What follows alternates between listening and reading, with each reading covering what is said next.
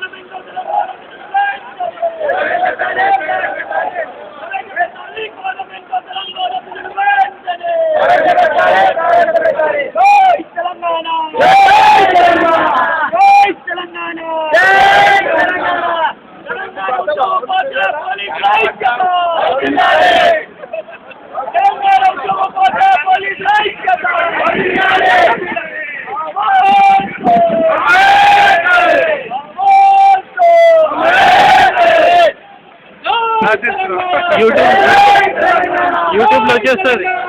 యూట్యూబ్లో కొట్టండి non Telangana cooperation.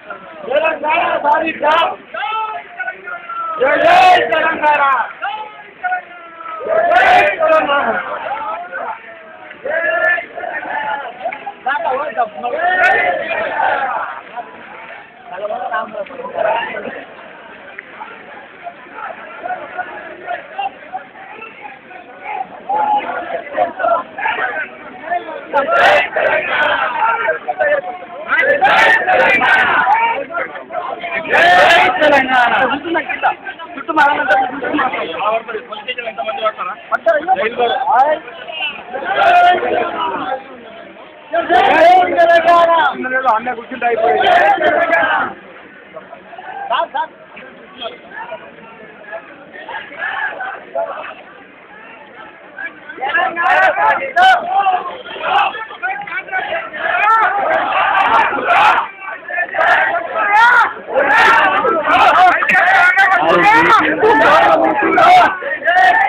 అందుకే అడ్డగడ్డ గడ్డ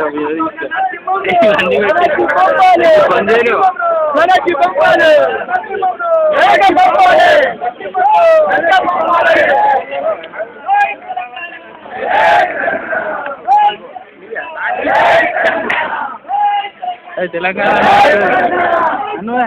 మళ్ళీ వస్తావు ఇంటర్నెట్లో వస్తావు.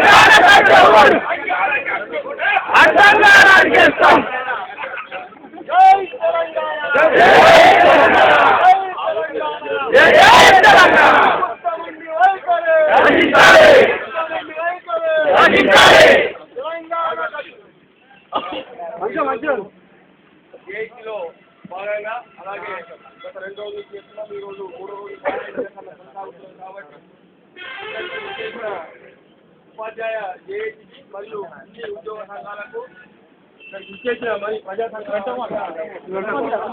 ఉద్యోగుల తరఫున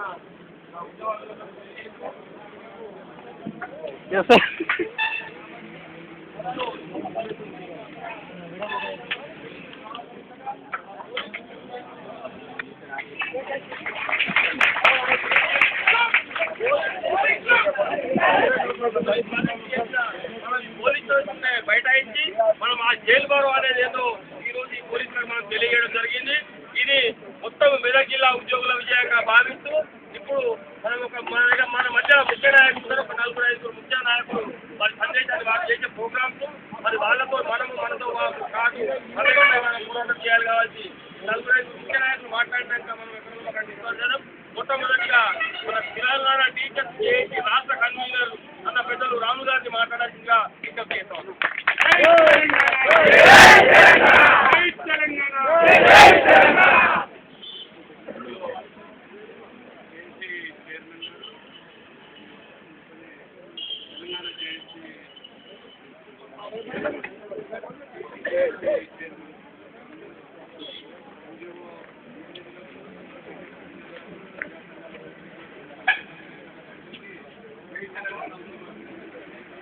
జై తెలంగాణ.